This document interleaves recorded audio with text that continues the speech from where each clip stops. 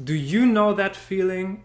You show your friends who have absolutely no idea about Eurovision some of your favorite songs, and somehow it doesn't quite resonate with them as you hoped?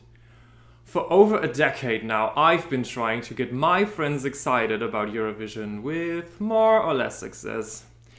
Interestingly, it was never really about the music for them. They only found it interesting when it wasn't about the music, but rather about the Eurodrama known among fans.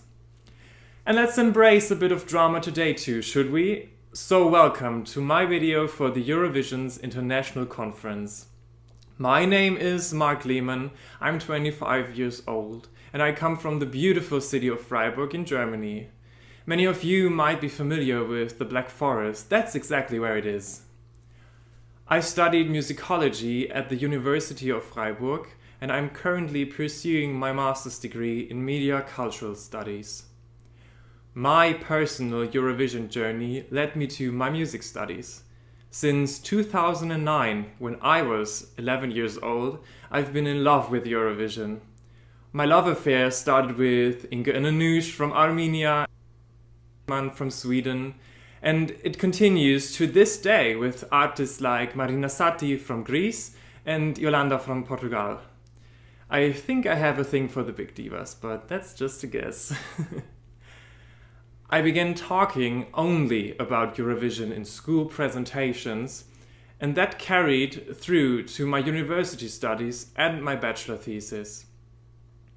For a long time, I was the only one among my friends and family with this fascination, so my Eurovision journey was quite lonely, but that's okay.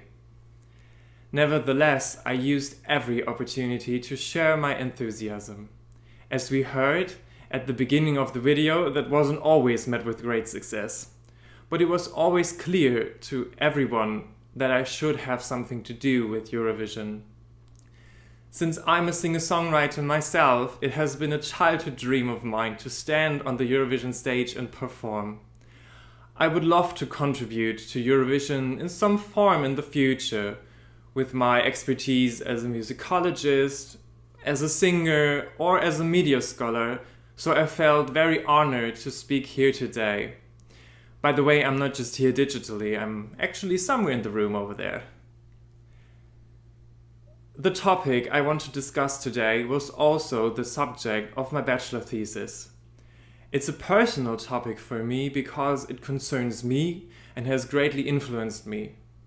It's the influence of queer narratives on Eurovision entries. But let's start with an example.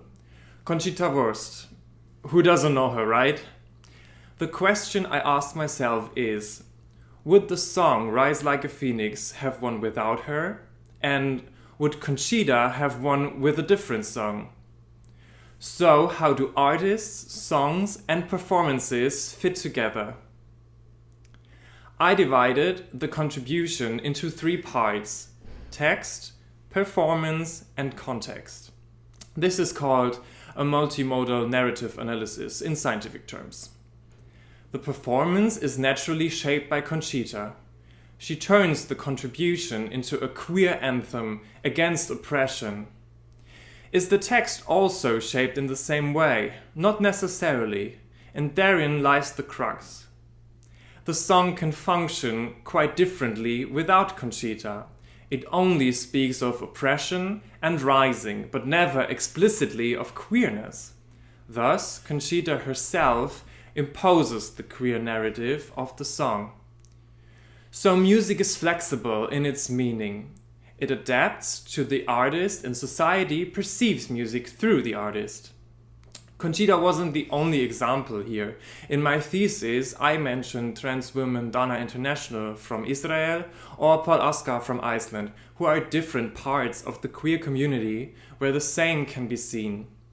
Sometimes more or less successful, of course. Paul Oskar, for instance, only made it to 20th place, but I guess you already knew that. So, performance influences the narrative of the text, and the general context plays a significant role. Conchita alters the text and the narrative of the song solely through her visual presence, and her own context surrounding it automatically supports that. This whole thing can be viewed positively or negatively. That's for everyone to decide. But it is an interesting observation. We could mention more entries, but I hope this example makes it clear. My goal is to make a contribution to queer musicology because there's still so much to be done and analyzed. Eurovision can be analyzed from so many angles. I don't even know where to begin, and stop talking about it is even harder. So thanks to everyone involved for the opportunity to introduce myself here, and I wish you all a fantastic Eurovision week here in Malmö. Hopefully we have plenty of opportunities to exchange ideas. Please feel free to ask questions. I will answer all of them. And also please feel free to share different opinions. Sending lots of love from Germany, and hopefully we won't come last, not again, this year. See you, bye.